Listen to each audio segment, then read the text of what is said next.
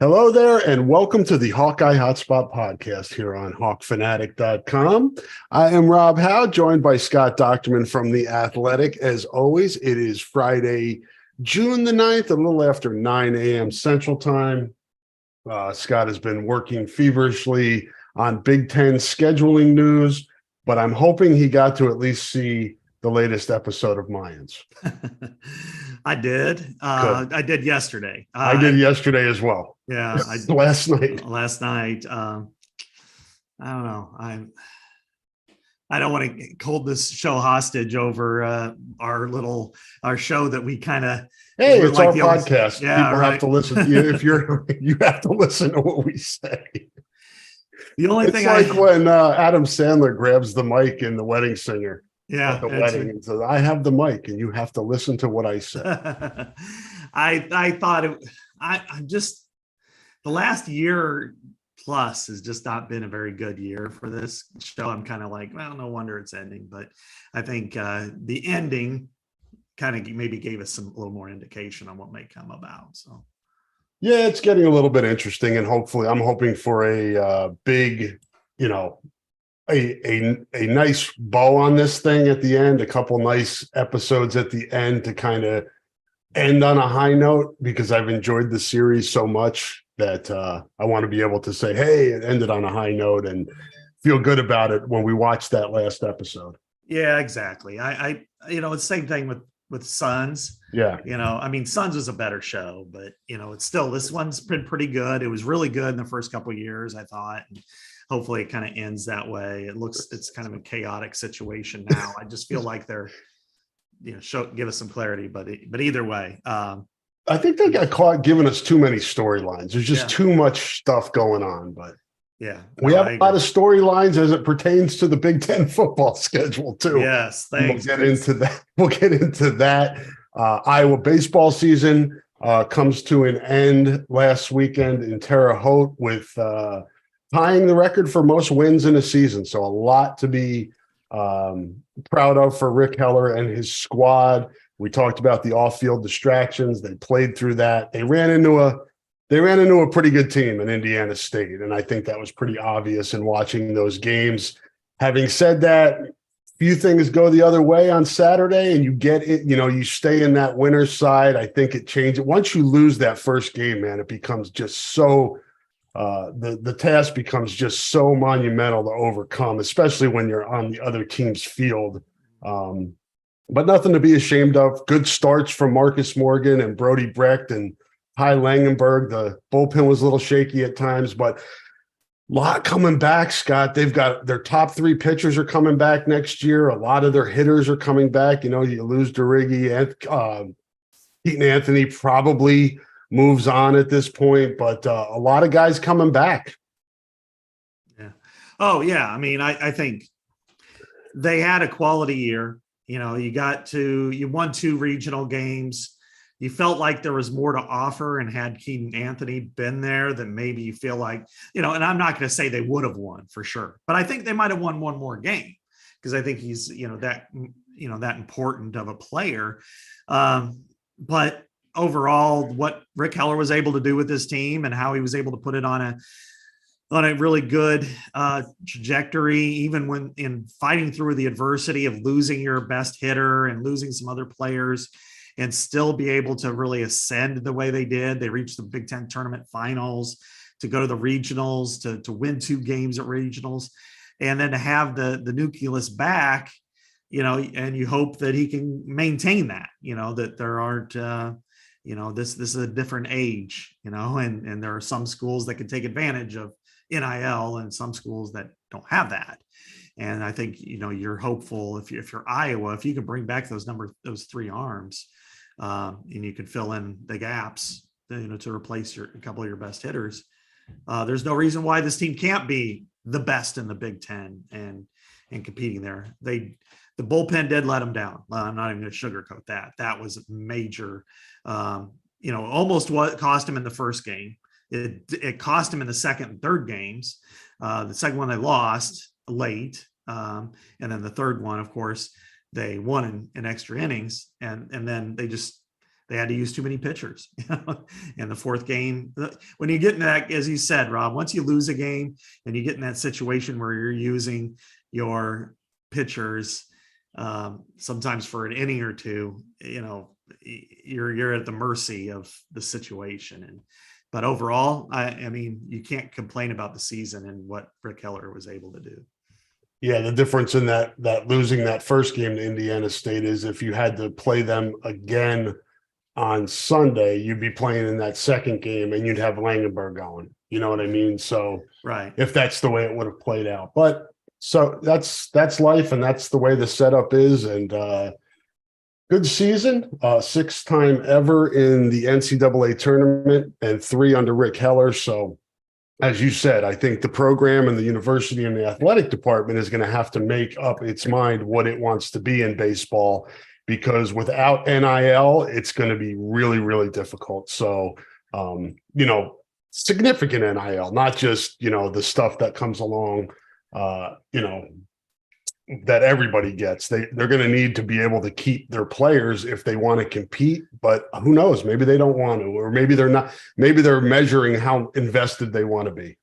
It is a tough situation when you're talking about a school as broad-based as Iowa, with beginning this fall to be, it was at 24 sports, then it dropped to 20. Now it'll be at 22 with women's swimming back, of course, never really left. And then women's wrestling. They're going to have to figure out a way to keep those athletes in the fold. And really, like, I always kind of thought of it as different tiers, if you will, at Iowa. I think football is in its own tier. And then I think kind of men's basketball, women's basketball, and wrestling are kind of in a second tier as far as interest and, prominence is maybe different. Men's basketball is more prominent, but I think those three are. And then after that, you've got kind of baseball and softball that are maybe track too, volleyball that are kind of in that next group. And then there's really like, golf and tennis and gymnastics that are just kind of filter down. But, I think when you look at one of the things that Gary Barta didn't do so well was communicate with the collective. That's obvious. Mm-hmm. And there's only so much that a collective can do, especially if the athletics department really doesn't take a role in it. And that is, it sponsors 3 sports. So, in men's basketball, women's basketball, and football, to ask it to do more, you're probably asking them to do too much. Now, if you have a separate one, maybe let's say a Hawkeye Olympic sports, but you're going to continue to ask people to spend money, and that takes it away from somewhere else. And that's going to be tough. I almost think that each sport should probably have its own collective after the top 3. Wrestling, I think, could have it.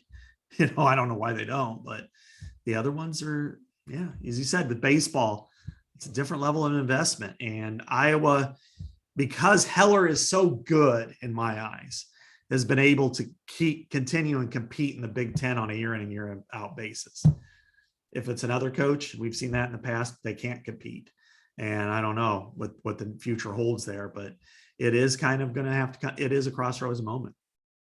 Yeah, I agree. And I think that's probably the best blueprint, is that after those top sports, the ones in the upper tiers, you need to kind of lean on the fans that, really, are invested in your sport. Have them invest in your sport. There are a lot of people that are very into Iowa baseball and support it.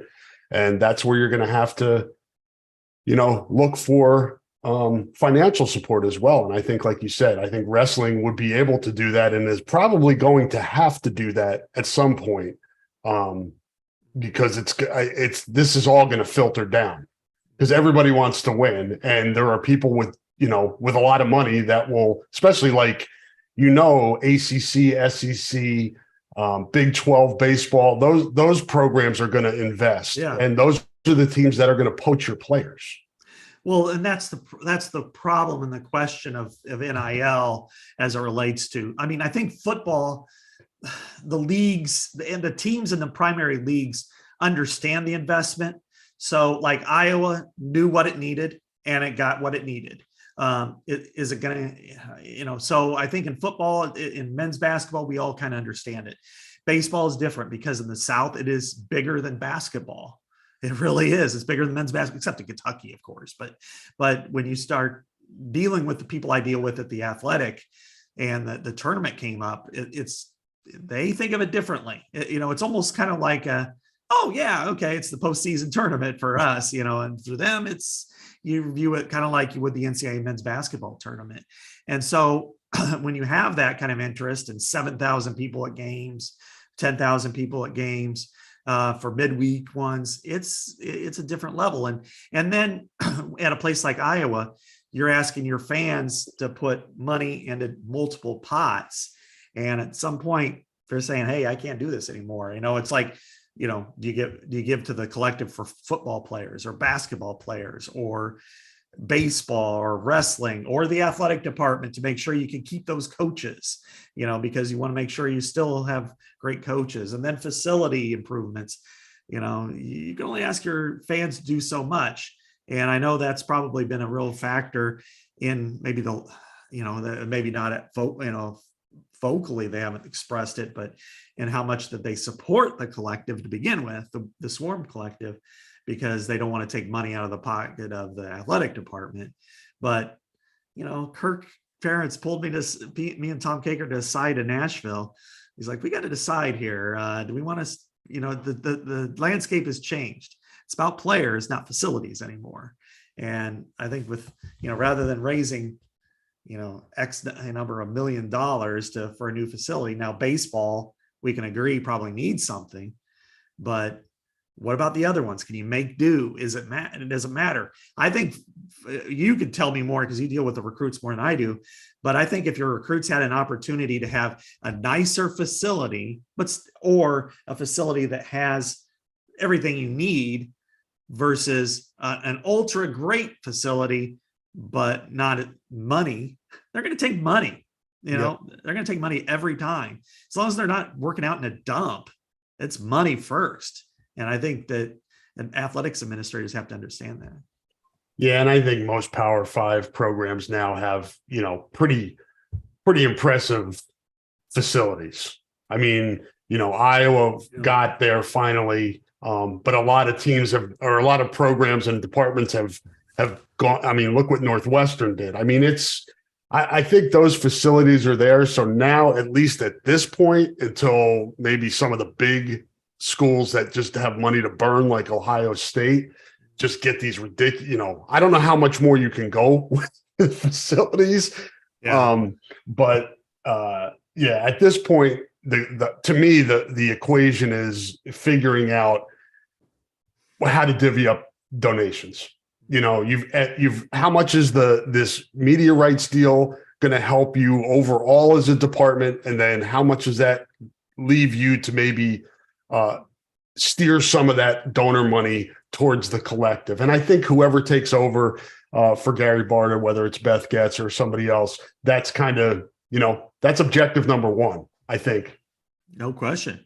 To me, there are factors that are outside of your control, which would be winning and losing football games. Who gets what players, what the Big Ten does. Those are things that you have really very little influence on as an athletic director. But what you can influence are your relationships and how people view the program, and how they want to give their money. And I think certainly dealing with the collective in a positive way is something that, Beth Getz could do from day one. Gary Barta has done zero with. He has not had a conversation with Brad Heinrichs, who put up his own money, started the whole thing. And you could look at the football roster for going into this fall, and at least gives Iowa a fighting chance on offense to be a lot better. That's because of NIL, and that's because of Brad Heinrichs, and that's because of the people he hired and the people who give to that. That's something that you're going to have to face as an athletics department. Now, one of the challenges that they have is that, their debt service right now, the total is like $240 million. And so, because of all these projects, because of the $90 million at Kinnick, and they still pay on other ones, the Carver from way back when. And They're still paying the COVID loan, aren't they? Yeah, that was $50 million, and they paid not quite three, maybe around three, last year, because as they start to come back, they'll pay more. It's over 15 years. So you've got all this stuff, and then you want to, then you got people talking about a new baseball stadium, a new facility for gymnastics and and cheer. You got people want to renovate or replace Carver Hawkeye Arena, as they're building a wrestling arm on it.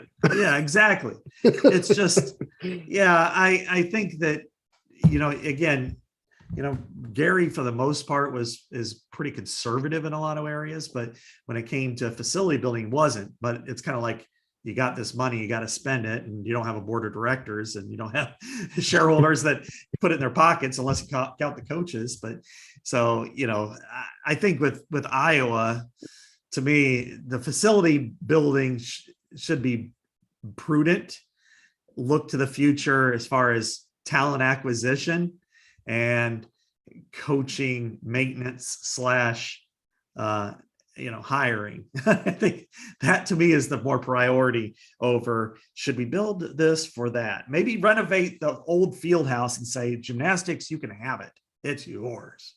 Do it for $5 million instead of building a separate standalone building or something for $30 million. To me, I just don't, but hey, it's their money, not mine.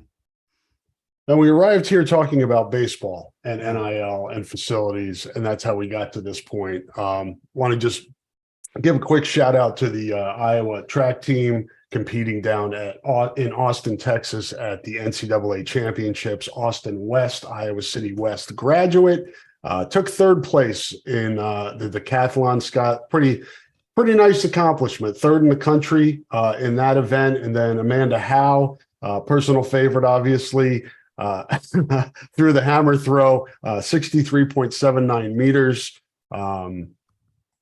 which was 12th overall, and got her second team All-American honors. A lot of stuff going on down there in Austin this week. Keep an eye on that if you're a Hawkeye fan. Iowa track under Joey Woody is certainly on solid ground, solid foundation, and a lot of really good athletes from around the country in that program. Yeah, absolutely. And Joey Woody has been maybe as good or better than any of the hires that Gary Bart has had. Him and Rick Heller are probably 1A and 1B in whatever order you want to call it, as far as hires go. And to be able to win the Big Ten, 2 out of the last 4 Big Ten track meets, to go to nationals, to compete, not for national titles. That's probably a little bit too rich for this program when you have the weather advantages in the South and everything. That's okay. I don't think it's a loser mentality to say, you know what, I don't think we're going to win a national title at Iowa.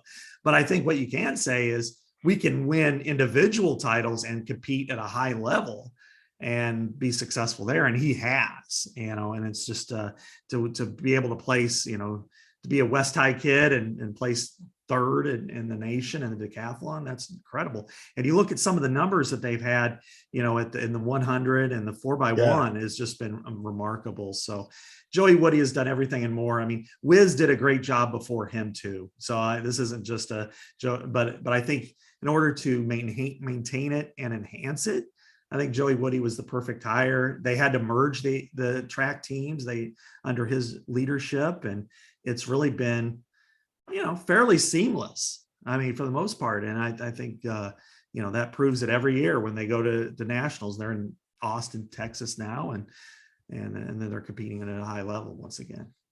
Yeah, I think you always want to, as you said, Scott, you want to win, win it all. I mean, that's why you compete. Yeah. You like Iowa football lines up, it wants to win a national title. Basketball teams want to win national titles. Wrestling has and does want to win national titles.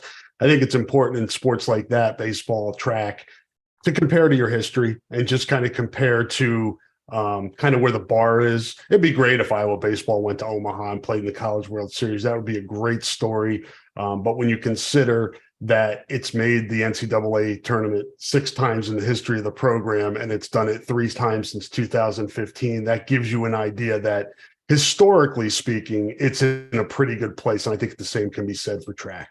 Yeah, I think so too. And it's really a fun sport to watch. I wish we could watch it a little bit more. That's the bad part of spring sports is, They didn't have the Musco meet this year, yeah, did they? They've had to cancel that, obviously COVID, but weather, it's just hard to yeah. do it here. Yeah, exactly. That one is always one that's on the chopping block every year. It seems like, or it's or it's just the timing is always bad. It's like the day of the spring game, so I'm not going to go watch it Yeah. or cover it. Or it's been like this year, I think it was high winds or something that really prevented it, and bad weather, and then you said COVID.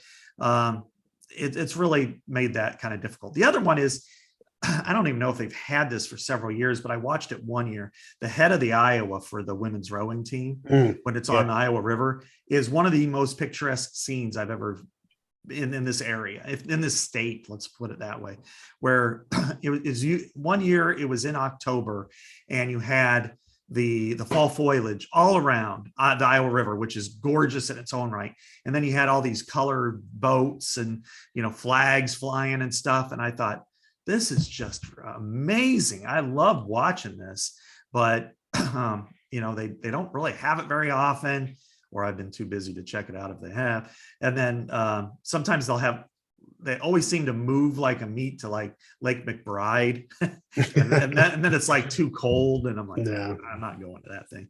So anyway, my rant is over. Yes. And it's a good time to just kind of tell folks, there are a lot of good sports at the University of Iowa that are really cheap, oftentimes free to go watch. So if you're around and, have the time, go check that stuff out. Those athletes work very hard as well.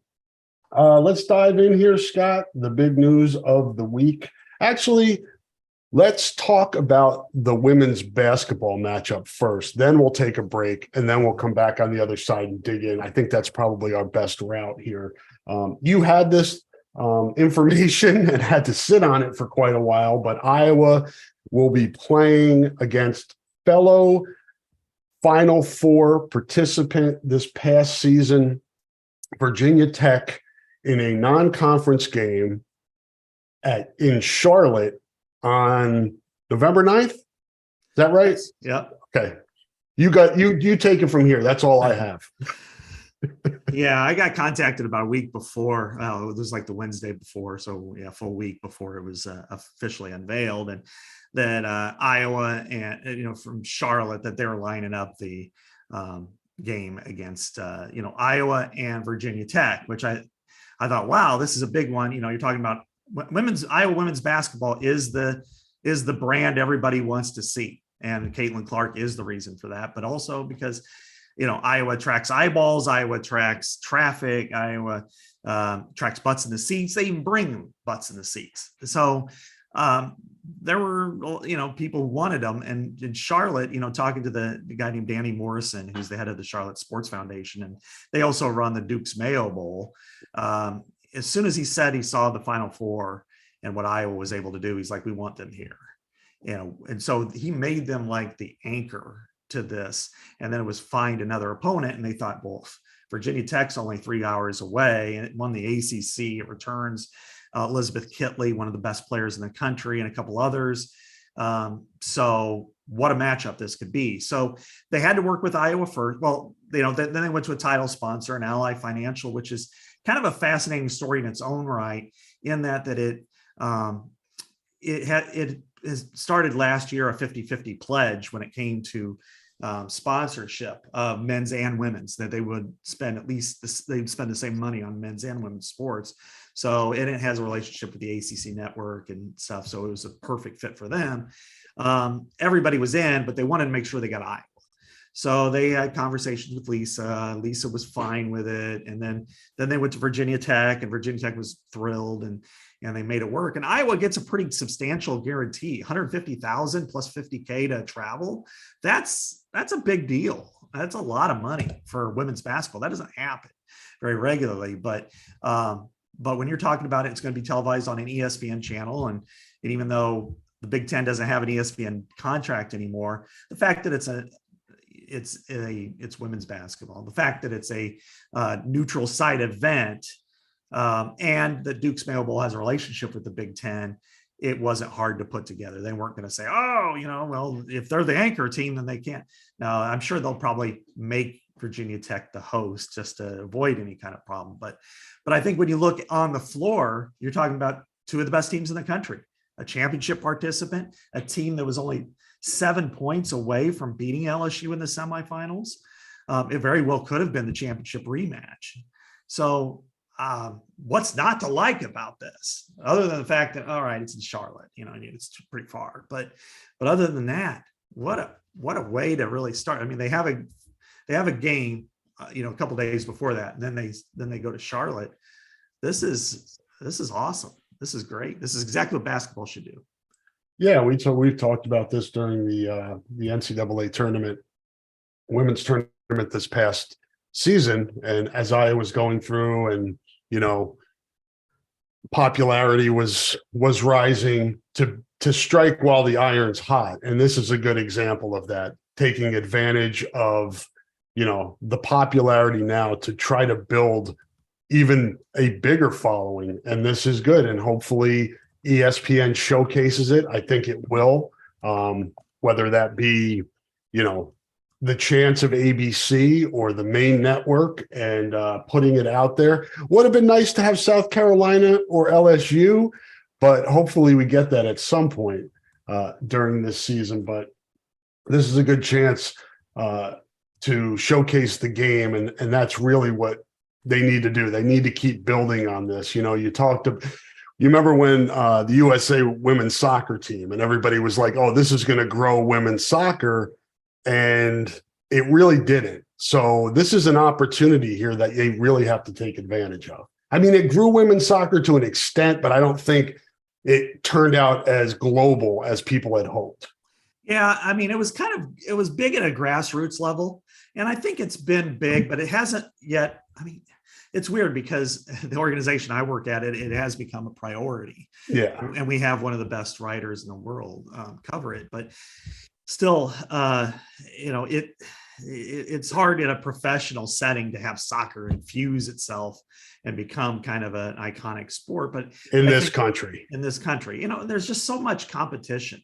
Yeah. When you say what has changed the most about sports in the last 20 years from a viewing perspective, it's probably that the NFL has gotten even bigger and baseball has fallen off. That's really the biggest change I've seen in sports viewership over the last 20 years, but not so much with soccer, although MLS has gotten more popular, and I would say the European soccer has become more prevalent in this country. And at some point, you wonder, well, like, let's say New York get an English Premier League team.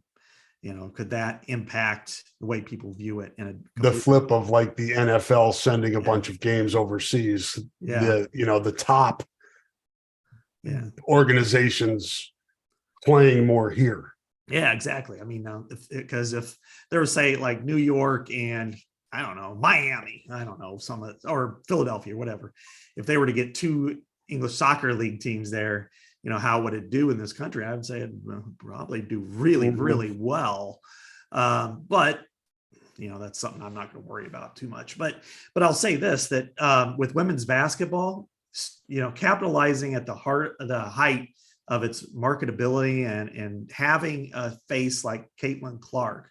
And we all saw the video last week of her at the iCubs game. When you have lines like that to meet her, she's a transcendent figure in Iowa and across the country.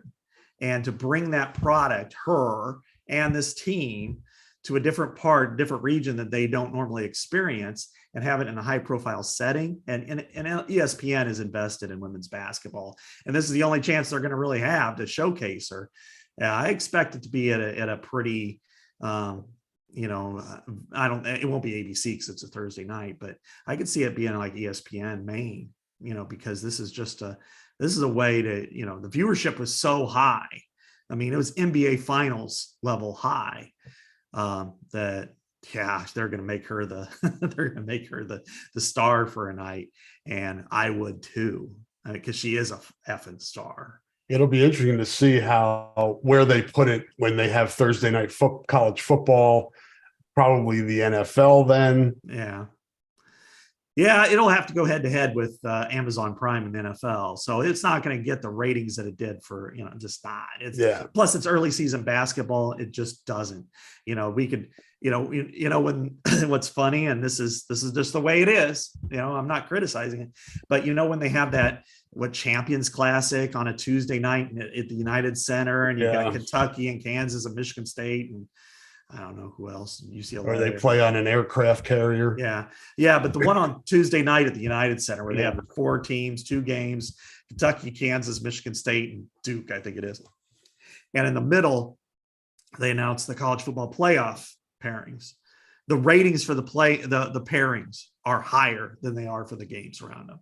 And I think it's the first game, it starts to really grow like the second half, and the first game it completely falls like 5 minutes into the game. It's like people go, oh, okay, well, we don't need to watch this anymore. Turn the channel. It's stark, and that's the way it is. I mean, that's why bowl games crush. You'll have Kentucky versus North Carolina on CBS the third Saturday in December, and on ESPN you're going to have Appalachian State versus Eastern Michigan in the Camellia Bowl, and it gets double the ratings. It's a football country. But I'll say this, that she is different, because if you're to tell me who is the biggest name in college sports today, I don't think I'm being too provincial to say Caitlin Clark. Caleb Williams is up there. Who else? Men's basketball player. Who's a men's basketball player that we say, wow, he's bigger than Caitlin Clark? Nobody. Not one player. College football, very, very few. I mean, if you were to go out and ask 100 people on the streets of Chicago and Minneapolis, name 2 football players at Iowa, probably half of them might be able to do that. If you were to ask, name anybody who plays a sport at Iowa, who is it? Caitlin Clark. I mean, she's just, it's not. It's awesome though, Rob. It's just awesome. I mean, it is. It's great. And we talked about it back in March too, with, when we saw that, the bar raised and the popularity raised to points we haven't seen it before. I hope they're able to build on this. And this is a good start. Hopefully they're able to, and I'm sure they will, showcase her games, Iowa's games on different platforms and throughout the season to bring as much attention as they can. And hopefully she, I know she's benefiting from this, but I wish her all, I want her to get it all because she deserves it. It's amazing what she's become. And I'm amazed with how well she handles her fame, which is, like you said, that the iClub situation. I mean, she sat there and, did what she was hired to do. And, every time I see her, she handles her fame very well. And that's not something we always see these days. Yeah. I can't say enough good things about her, Rob, about the way she handles herself, conducts herself in public, the way she acts around children, adults, situations like at the High Cubs, post-game interviews, controversies. I mean, it could have been, she could have had a different reaction to the whole Angel Reese, and all that. And Angel has really profited from that, which is a little bit perplexing in some ways, but more power to her. But Caitlin continues to handle herself at a way that I think even people who don't like Iowa or want to see their team beat Iowa, they have the immense respect for her. I can't tell you how many times, even last year, when I'd have opposing, fans tweet me or DM me and say, yeah, I'm wearing Nebraska red, or I'm wearing, scarlet at this Ohio State game, but I'm rooting for 22. And, and maybe the coolest anecdotes I've heard about her or seen is, when I went to that reception for them at the Pentecrest at the old Capitol, and there was probably 10,000 people there, and that was being a pretty good estimate. There were as many boys wearing Clark 22 t-shirts as there were girls.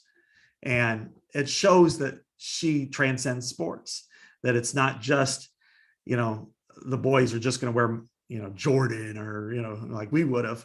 I mean, they're going to wear her and they're going to be proud to do it. And then the other thing is I heard from a friend of mine who said, his son made a shot or something at a Y League game and was going down the court going like this. And he asked him, he's like, would you see that from Michael Jordan? And he goes, no, I'm Caitlin Clark. I mean, this boy's saying that. Yeah. It just shows you what she does is just resonates with it. I think when it's all said and done, Rob, and it doesn't matter if they win a national title or not, I think you have a mountaintop of two at the top of Iowa sports history, Niall Kinnick and Caitlin Clark. I think she's that profound of a voice, of an athlete, of a representative. And I don't want to be hyperbolic, but I think we have enough history and credibility as two really old dudes now of bringing this up. But I've never seen anybody like her. Spencer Lee isn't even in the same category, and I think he may be the greatest wrestler that Iowa's had.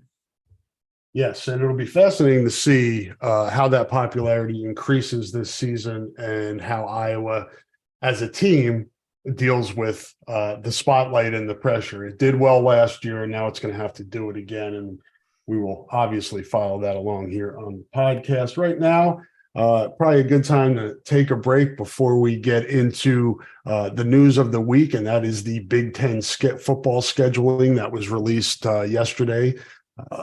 June the 8th, which pushed this podcast back a day so we could talk about this in particular, and we'll do that on the other side of the break. Want to let folks know that support for the podcast comes from Systems Unlimited, celebrating 50 years of providing services to people living with disabilities and mental health needs throughout East Central Iowa. A list of their services and upcoming events can be found at sui.org.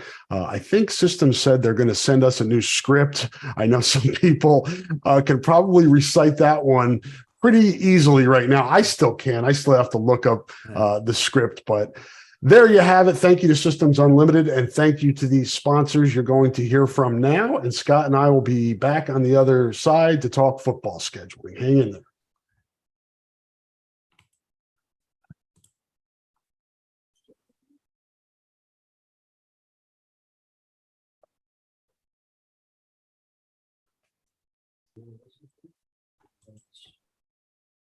What?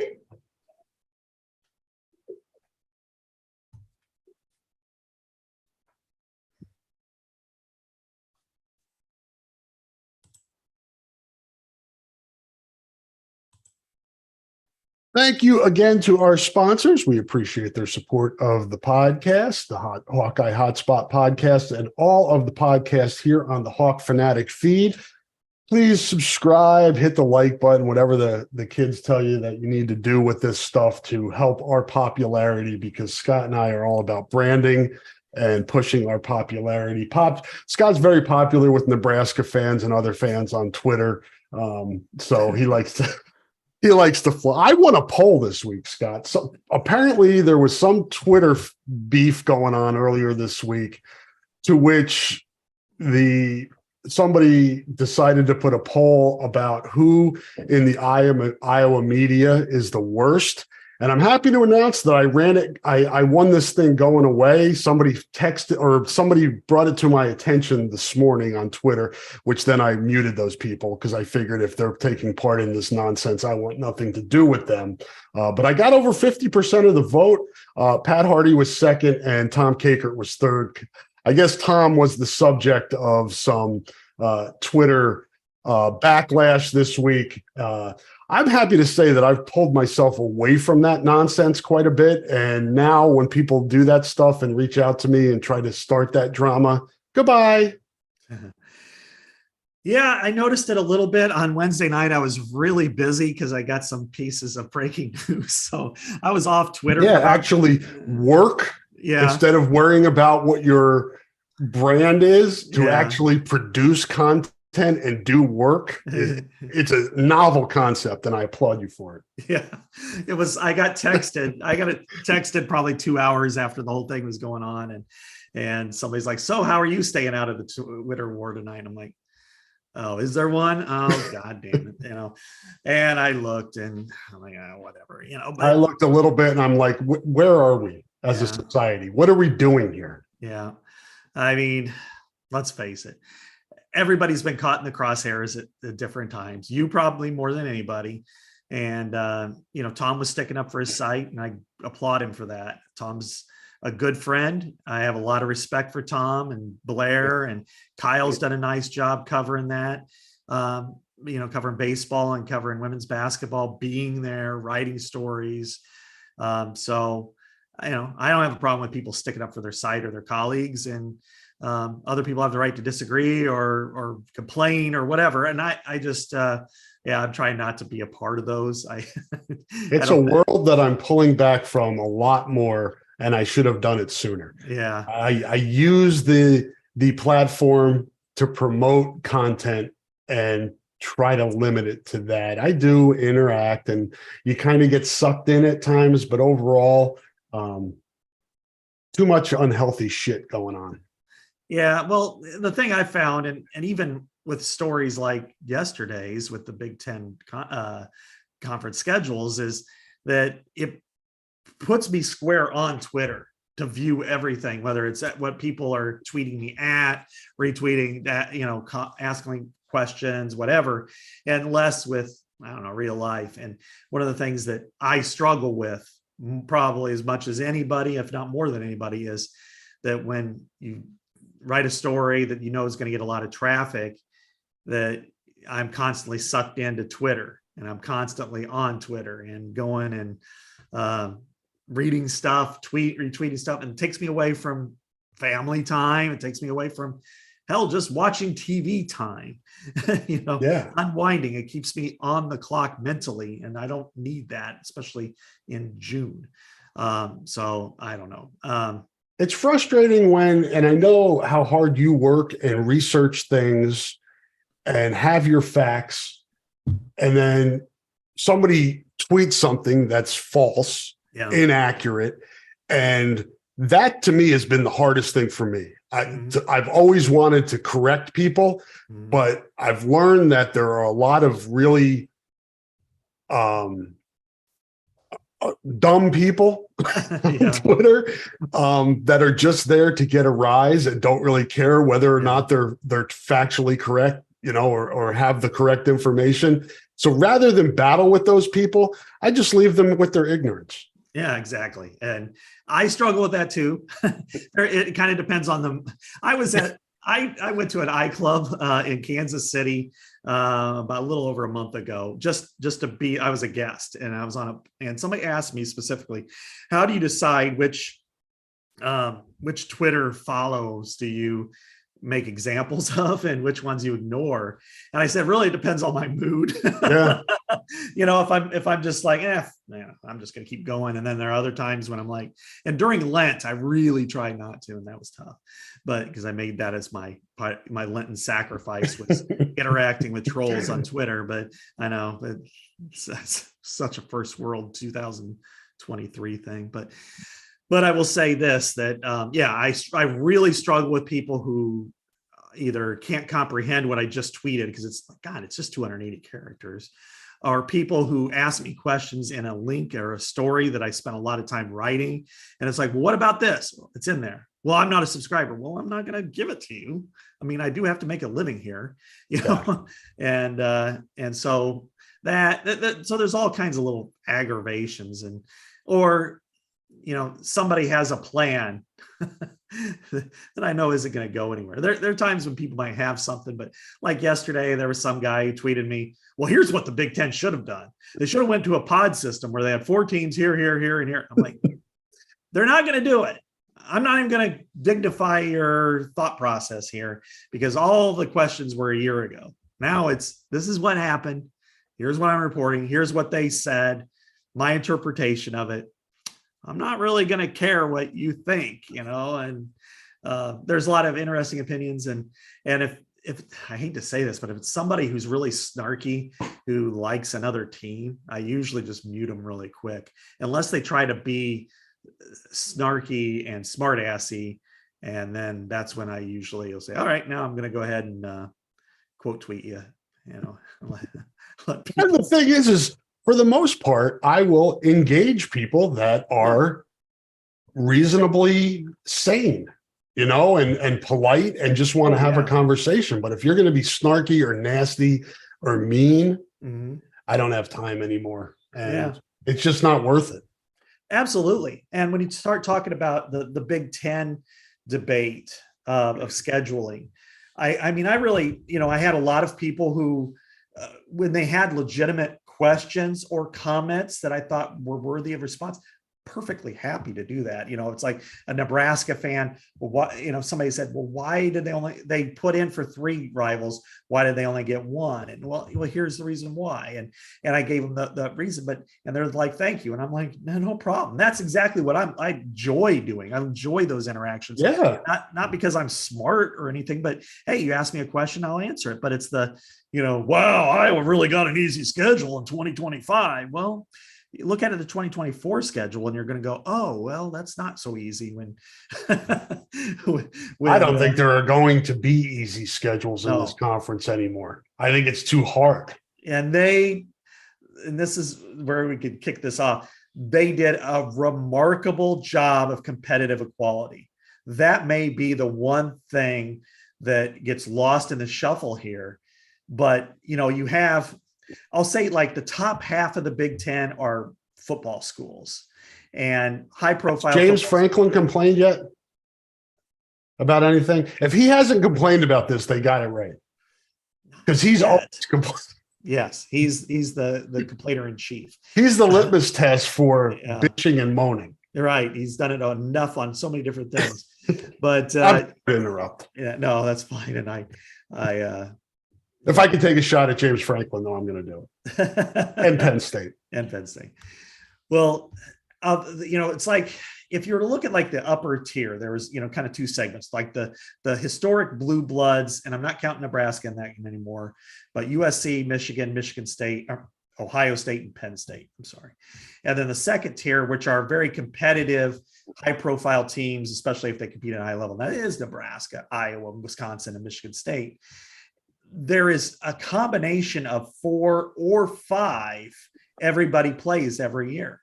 And of the upper highest profile teams, they'll play 2, not 3. And that's part of the reason why probably the biggest question mark as to what didn't get protected was Ohio State, Penn State. But the main reason for that was they felt that was more of a competitive rivalry than a historic rivalry. And so they decided, let's make that where you rotate. So then somebody doesn't get, like, let's say Ohio State, if you're protecting Penn State and Michigan, and then you play USC and you play a Wisconsin, maybe an Iowa, even for Ohio State, that's not easy. And you shouldn't be like, just because we're Ohio State, we've got to play this god awful monster schedule. Just like if you're Northwestern, you shouldn't have to play all 4 of them in the same year. So they did it right. And then likewise, there are some years where, Iowa's 2024 is pretty intense, where they got to go to USC and Ohio State. And then they, but they also play, Wisconsin at home. And, they've got, it's been balanced. And let's face it, it's not like games against Minnesota are easy. Northwestern now maybe, but not a few years ago. UCLA, you never know, just so. And if you're taking travel into consideration, Iowa and Nebraska are the closest schools to UCLA and USC. Exactly. So, and they're going to have to travel east. And when you're talking about, like in 2024, what if UCLA plays at Iowa City on November 17th, whatever the 3rd Saturday is? Bundle up. Can you imagine UCLA coming to Iowa and it's 5 degrees, like the Minnesota-Iowa game last year? Yeah, good luck, UCLA. Same thing with USC. If they got to go, if they've got a game like that at Purdue, where it's super, super, super windy, like we've seen majority of times. It's always windy in West Lafayette. I don't know if I've ever been there when there hasn't been wind. Yeah. So it's just, I think overall the competitiveness and competitive equality. In talking to Kerry Kenny yesterday, the chief operating officer of the Big Ten, they went through 171 schedules before they found this one. So they were trying their best. They inserted the permanent rivalries into it. They also cycled through what they call two plays, which affect everybody but Iowa. And it seems to, I said today on a radio show, I'm like, well, I'd love to sit there and complain and nitpick this, but I can't. I think they did a really, really good job with it. And I think everybody else should emulate it. Yes. And I mean, when you have 16 different members of your conference, it's really hard to please everybody. Mm-hmm. And the fact that there hasn't been a lot of backlash and, people, certain schools calling foul, it seems like everybody was treated pretty fairly here. Now you got into the nuances more and understand some of the ins and outs of this thing. But overall, as you said, I think they did a really good job here, and it should enhance what will be a really good conference. And for Iowa, the happiest thing for me, because I'm more micro than macro. Yeah. I was just happy to see that they were able to keep all three rivals. I mean, I did not think that was going to happen, Scott. I thought they would lose Wisconsin. I really did.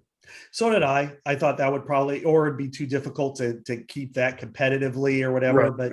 But in going through this process throughout, this is Gary Barta's last thing that he's really associated with Iowa. He was emphatic throughout. He wanted to play those three games, and they really listened. And they, a lot of it was brought up during Legends and Leaders debates. And back then, I know and I even wrote that in my column. You can't say that with a straight face. I know. I even wrote that with my column that, the first thing anybody thinks about Legends and Leaders, they start to laugh, Yeah. But you start to look at the competitive. It's that and the Cyhawk trophy, the Pewter Cyhawk Trophy and Legends and Leaders. That's what the 2010s gave us. Yes, absolutely. And then the interim trophy, they got ripped to shreds. It was like an animal at an Ozzy Osbourne concert 40 years ago. But no, the thing was with like Barta, he brought up those former divisions, and this is where the Big Ten has evolved in the right way. Is when they went to divisions, they split it initially by competitive equality. It's like they went over 17 years worth of data, and they found that Michigan, Ohio State, Nebraska, Penn State were the four best. The next two were Wisconsin and Iowa, and the thought was split them all. Well, Iowa, of course, has a unique situation with Wisconsin and Minnesota, where all three of them consider them important. However, being teams 5 and 6, Delaney wasn't going to budge and have them go one direction or the other. And so when they can only protect one opponent. Well, Minnesota can only be in one division, and it has to play one of the others because of their historic situation. And so that left out Wisconsin and Iowa, and Alvarez in particular went at him. Barta tried, and they just couldn't do it. Well, this time around, they're emphatic that this is what we want to play, and it's really important to both schools. And so with the flex option plan, instead of going 3-6-6, they use kind of a modified 3-6-6, where all the teams have 3 teams they play 2 years in a row, but then they move it around, except for Iowa. So they got all 3 of their teams. I mean, Nebraska is the one that's going to be considered the primary one, partly because every team's got like that one, but Minnesota, Iowa is the 4th oldest in Big Ten history, most played, and Iowa, Wisconsin, they've only played 96 times. They're 2.5 hours away, depending on what traffic's like. So I was happy for that. I thought that was. I saw Trev Alberts said last night that they were asked, and their one was Iowa. So yeah. Takes 2 to tango, right? So that probably plays into that as well, as Nebraska being, I guess, Iowa's chief rival now, even though there's the history with Minnesota and Wisconsin. Yeah. And like they asked also, it's kind of like, how they started it out. And this is really kind of fascinating is everybody say in an ideal perfect world, who do you want to play? Mhm. And, and Iowa is in a weird situation, a unique situation in the Big Ten in that, and we know this very well. They have 4 rivals counting Iowa State, but who's the most important one? Well, it kind of depends on your history, where you grew up, who you interact with on a daily basis out in this part of the state. It's kind of more Big Ten-ish and probably a little more slanted towards Wisconsin just because of the competitive alignment. But Minnesota is also, an old rival, and they play for That's the one that pops in my mind always, just because of Floyd and the history with that. To me, and I think, like you said, it's the individual. It depends on who you ask. To me, Minnesota would be number one. That would be the one I would hate to lose the most. Yeah, just because they've played every year since 1931. They've played for the most iconic trophy in college sports, in my opinion. You rip that one out, it's like rip the fucking league out. That's kind of the way I look at it. And I think that's the way they do too. You cannot deny, I know some fans in Iowa are like, why is it Nebraska? Well, Nebraska still is a pretty big brand. You just, when you take the step off, take the rivalry glasses off, even look past Nebraska's woes on the field, and there are many. You look at Nebraska, and yes, you can make fun of the sellout streak, but you can also look at it and go, they still fill this place and they suck. They're still, when they're on TV, they still get good ratings. They're a border state. And if they get it cooking, and if Iowa does, that Black Friday game is going to matter in a major, major way. And they put a lot of equity into that in this league. And so that one's going to survive. And the one thing I know, Rob, you can refute this if you want, but out of the 3 Big Ten rivals, the ones the Iowa fans hate the most are Nebraska. The rivalry, the competitive rivalry, everybody has an angle, but it's like, whose fan base do you not like the most? It's Nebraska. There's no question, which makes for a great rivalry. Again, it takes 2 to tango, and it seems like Iowa and Nebraska fans like to mix it up the most, whereas you get a little Wisconsin, little Minnesota, but it's not at the level of Nebraska and Iowa. No, only other fan base it's like that is Iowa State, but that's because they live amongst each other. Especially in the central part of the state, it's heated. Yeah, in Des Moines, it's every day is Cyhawk Day.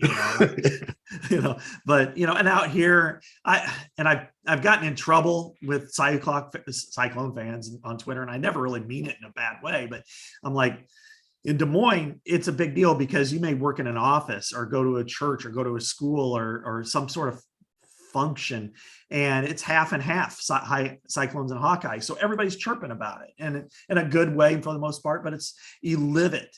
In Eastern Iowa, especially where we live, it's not that way because yes, there are Iowa State fans, but it's just another rivalry. It's just one of the, and it's not really more important than any of the others. When it's Cyhawk Week, it's a big deal. When it's not, it's not. So, I think with, so Iowa is unique, unlike everybody else in the Big Ten, to where it doesn't have a chief rival, but it has many. Minnesota, let's say Michigan. If they were only going to pick one rivalry, okay, that's probably going to be about Michigan, Ohio State, because if you throw that one out, just rename the league. But but what are they going to do about Michigan State? Right. That's Iowa State's a big deal, but that's bigger in the context. And then you look at the other in-state games, Minnesota and Wisconsin. But if Minnesota only could play one, it's probably Wisconsin. Do they want to give up Iowa? No way. So that's why that they were starting to look at, he told me that then Protect 1 was out the door immediately. So then they started looking at Protect 2. But then he's like, then we started looking at artificial scenarios. Like, well, okay, who's going to be USC's protected second rival, and UCLA's and Maryland and Rutgers. And then you start, making things a little more unnatural. And then you with Iowa, and then going back to the previous divisions before the geographic ones, so we don't get too many laughs. I put it in my head, so I'm still laughing. I know. Legends and leaders. It's like the Dungeons and Dragons of the Big Ten. But the Iowa-Wisconsin one got shelved, and that one was painful because you're talking about an important rivalry that both fan bases equally respect, and it's two pretty good teams, pretty good programs, and so building all of that, then they started looking at, and so I think Iowa actually included on its first list Northwestern as well. It was really important, and then then you had like Penn State talking about Ohio State's a really important series. I'm just sad. Pour one out for the Purdue Iowa protected rivalry. That might have been like sixth, maybe, if they went that deep. And no offense to Purdue, but Northwestern's been a great series. Illinois, it's gonna be, and that's one kind of stinks because now Illinois is going to probably be at least competitive now, and we don't get to see them as much.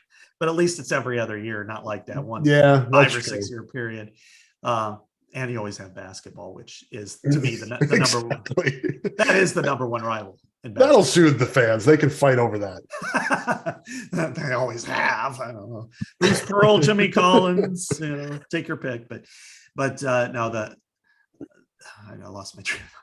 But you have all these ones, and everybody kind of Penn State's in a unique situation because Michigan State and Penn State has kind of been penciled in as a rivalry. It's not really one to both teams. They like playing the game. I think people like watching the game, but it's probably like, Iowa, Michigan State all those years. Very competitive series, a lot of great games, but would they consider each other like big rivals? Nah, not really. It's a good game. And, Penn State, Ohio State's that way. And then Maryland and Rutgers are kind of like how Nebraska views Iowa State and Kansas in football. Like they're not historically important enough for us to consider them rivals. So when everything started getting compacted and they're like, okay, what are the ones that you've got to actually play? What are the most important ones? And then it's like this. And Iowa was emphatic about 3. Illinois, Purdue getting protected was interesting to me because it is an important one. It's only 90 miles away from one another. So I thought that was a smart move. I like that. Penn State, no rivalries. And part of it is competitive balance, as we were talking about, which is Ohio State would have to play USC, Penn State, Michigan, all in the same year. That you're asking a lot out of them. And I think Penn State can run with this brand so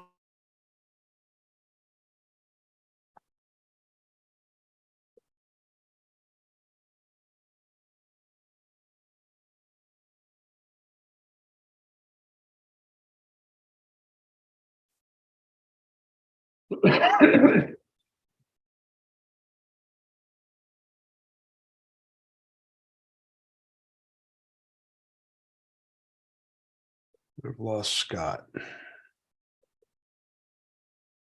He froze up.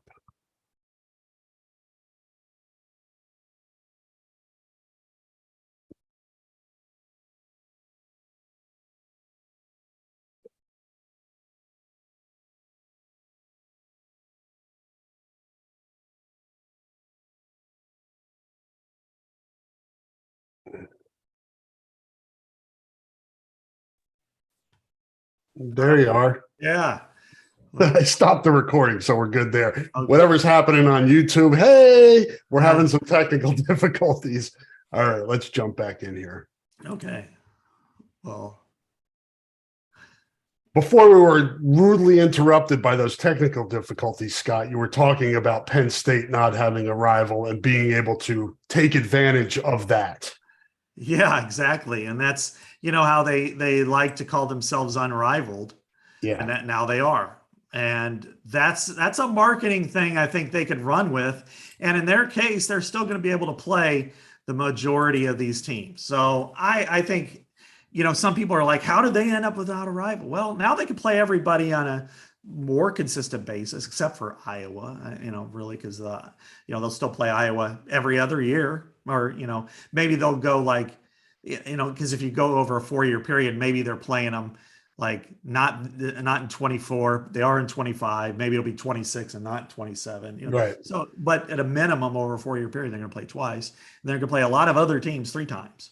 So good for them. They don't consider anybody their rival. That's their brand. Good. Have fun on that plane trip to LA Yeah, from State College. Enjoy that. Our my colleague Audrey Snyder is working on a story about that, which is just how difficult, because they don't have a runway long enough for one of those planes.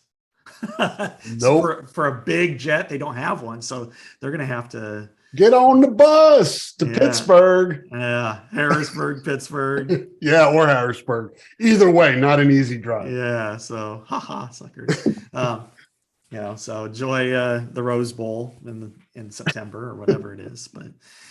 But the next step that I think is most challenging for everybody here, and this the Big Ten acknowledged this yesterday, is actually putting together the schedule will be the most difficult, because they have to, they already have a lot of teams with non-conference games scheduled, and they want to do this in a fair and equitable way where, like let's take Iowa. And you've got TV that's going to want to say in this. That's a big component here, as you know. Absolutely.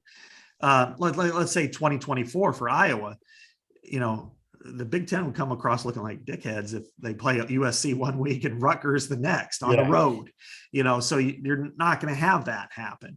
And likewise with USC and UCLA, are you going to have them go to, let's look at USC schedule. Yeah, one week they're going to go to Penn State, and the next week they're going to go to Maryland. Hell no, they're not going to do any of that. Now, the blessing is they do have a 14 week schedule next year in 2024, so they could spread those matchups. So it'll be a 2-bye year.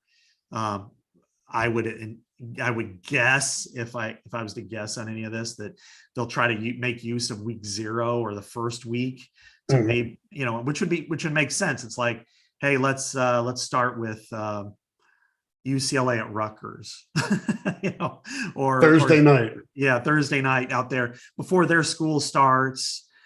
Get one of these trips out of the way.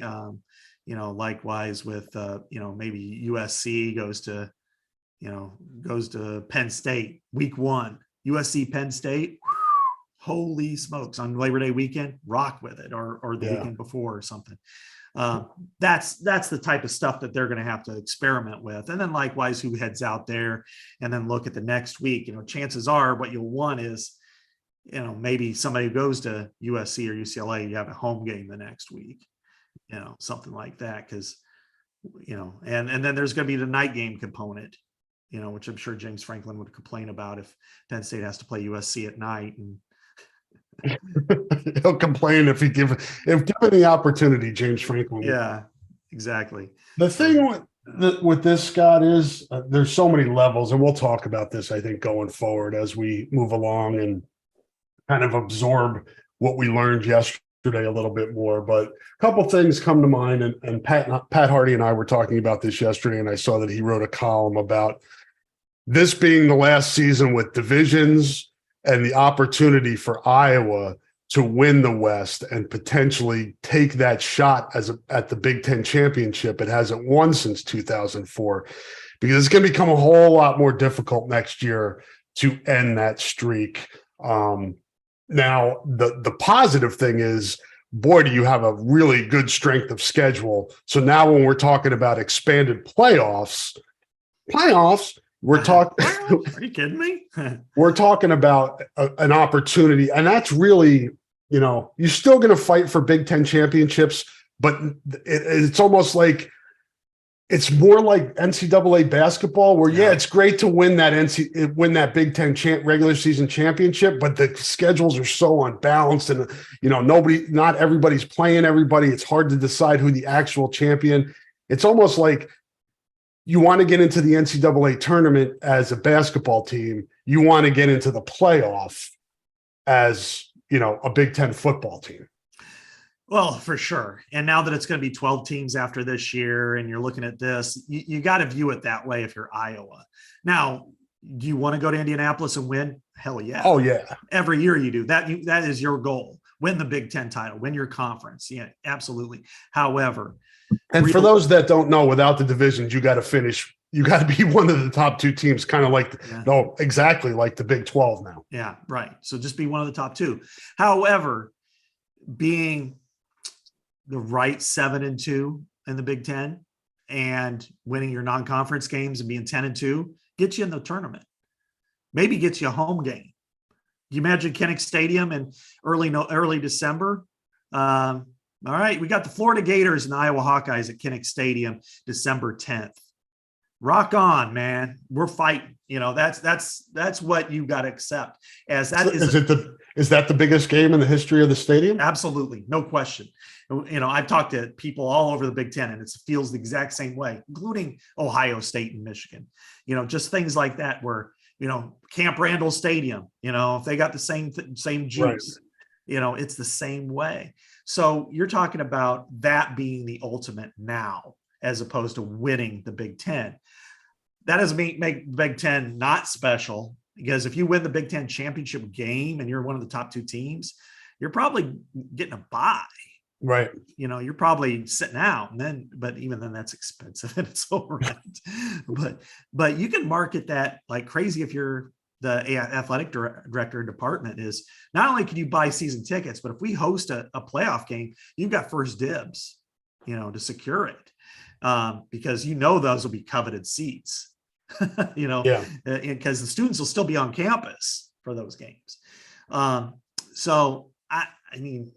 But I also had this question asked of me too about Iowa, Wisconsin, maybe even Michigan State and Nebraska, or other teams just on getting to the championship game.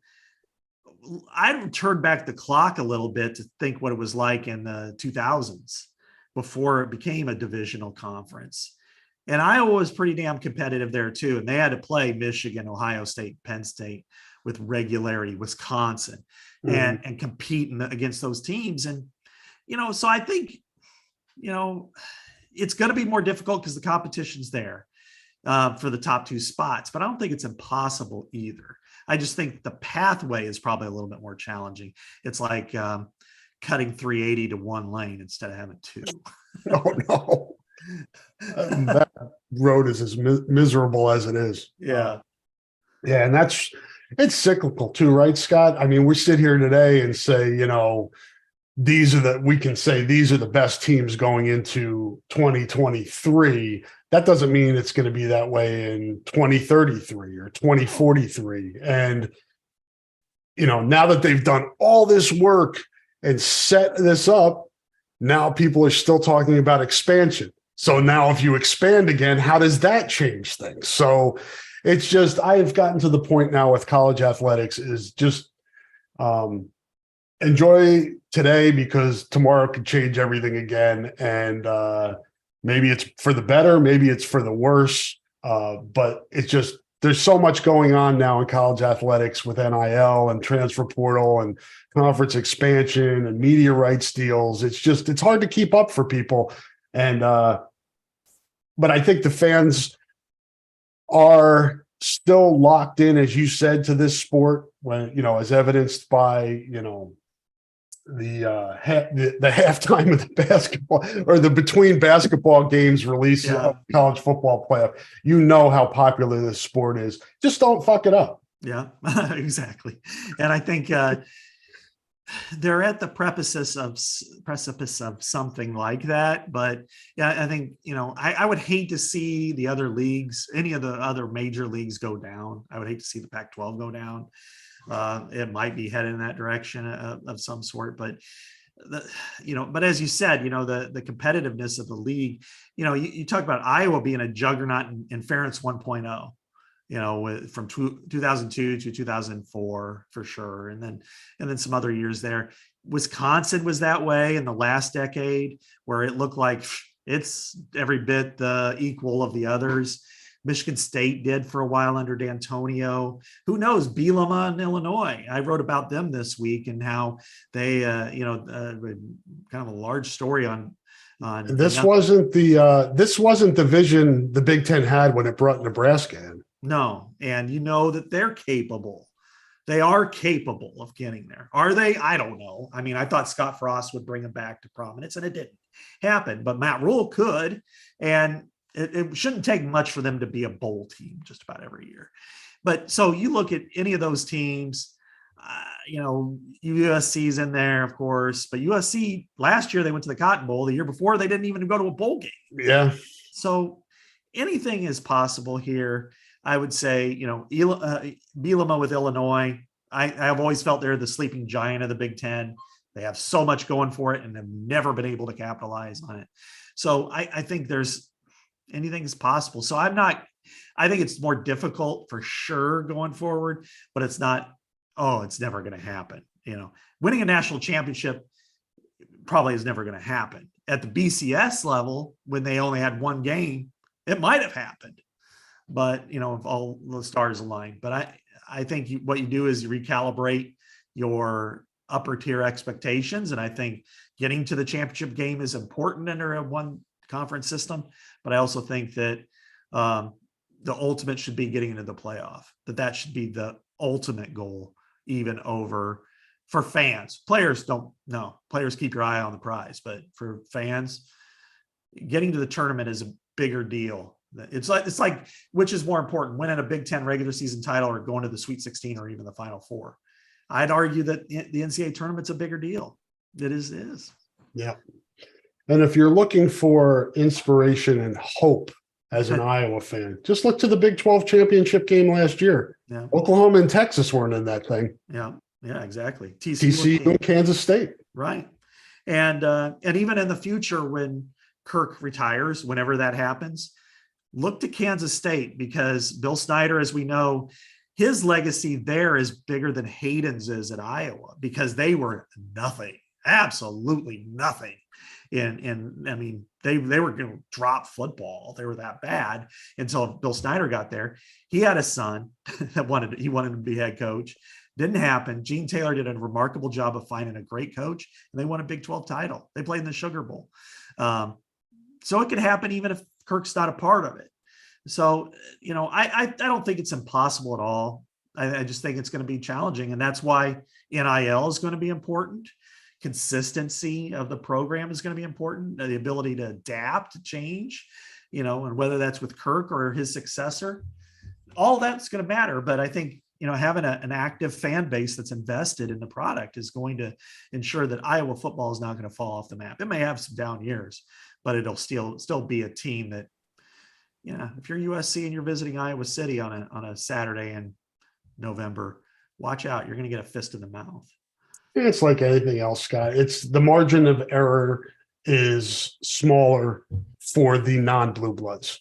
And it's, it just is that way. And that's the dynamic of college football, like the Kansas States and the TCUs. Things need to break right. And like you said, you need to make hay with the NIL and the transfer. You can't have, like Ohio State, they get a couple guys out of the portal that don't work out. Big deal. We just bring another 5-star. You don't have that wiggle room at programs like Iowa, Wisconsin, Michigan State, Illinois, what have you. Oh, exactly. You talk about Caden Proctor it would be the number one recruit Iowa's ever had. At Alabama, he's just another 5-star. He'll start. He's a good player. It's just another guy. Yeah. Iowa, he's the most important one.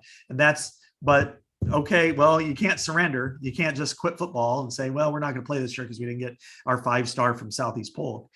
So you're going to have to pluck somebody else and develop them. But if that person gets hurt, then that's where it gets really tough for an Iowa, that they just can't, bring on.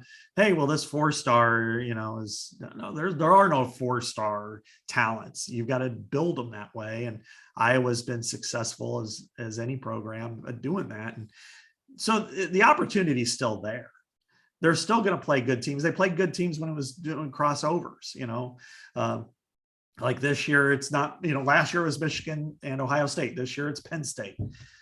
You're still playing Wisconsin, so you still got good teams. It's just a matter of, being able to, maintain and compete at a high level. And that's going to be the challenge, because nobody else is saying, Purdue's not going to say, well, we don't want to hurt Iowa, Yeah. They're going to want to win too, Illinois. We forgive you for the whole Bruce Pearl thing. I love bringing that up, by the way. I think it's I can tell. And I'm sure the listeners appreciate that as well. You got a bunch of shit at the Athletic, you and others on this. It's going to be hard. It would be hard for us to get to every nuance and level of this. Is there anything that you want to add here and direct people maybe to some content at the Athletic to give people a little bit more than we can talk about in an hour and a half?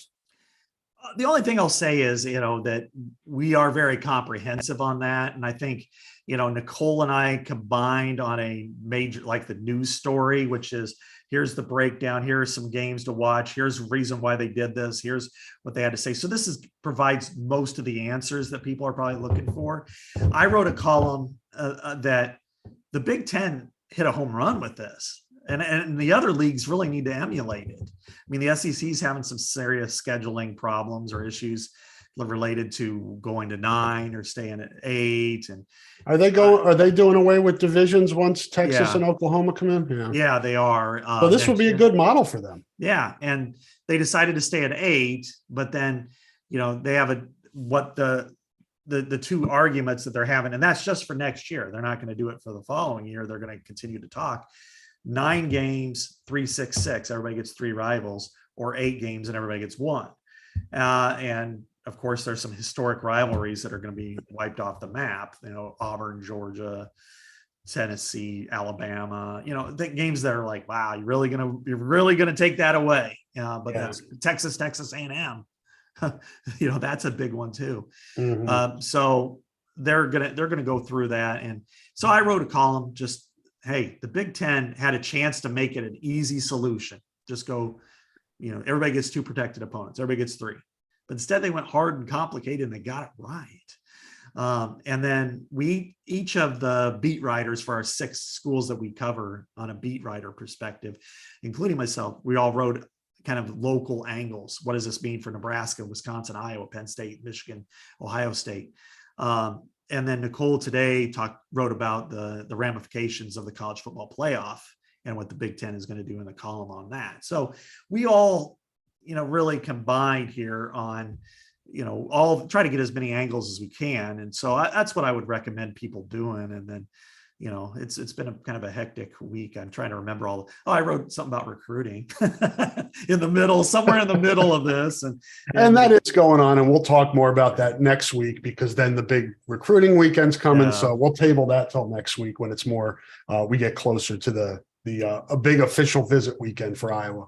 Yeah, exactly. So but check out Scott's article on the Athletic on recruiting, and and we have podcasts too on.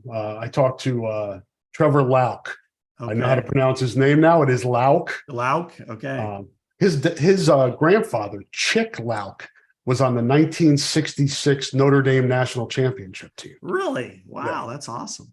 Yeah. So, and his dad played college baseball. So, and I'll have a couple more of those today, and we've got a bunch of those on the feed as well. And we've got all kinds of stuff on the feed. So check out the podcast feed for all your Hawkeye needs. Subscribe to the Athletic.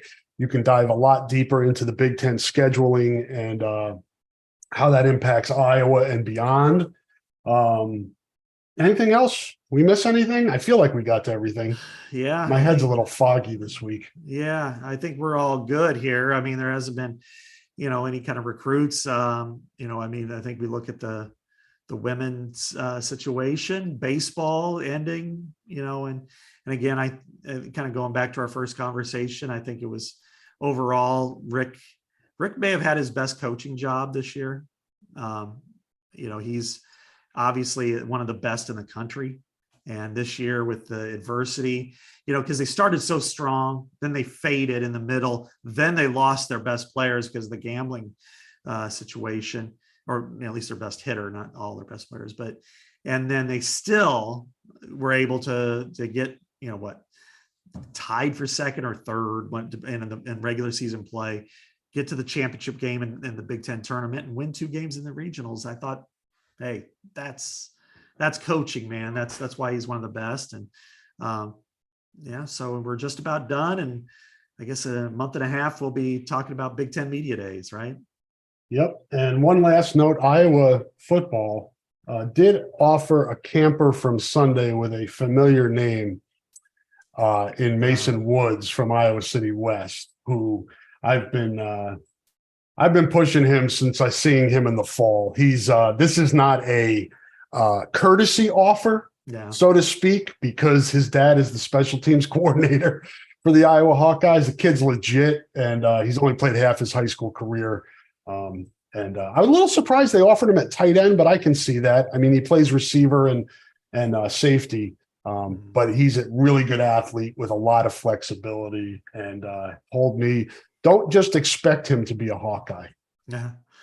Yeah, it's still We'll a long see. way. It's still a long way away. I mean, they need to recruit him. I mean, Could be granted, a head coach at that time. yeah, exactly. His dad's got a lot. Could be the head coach living in his house.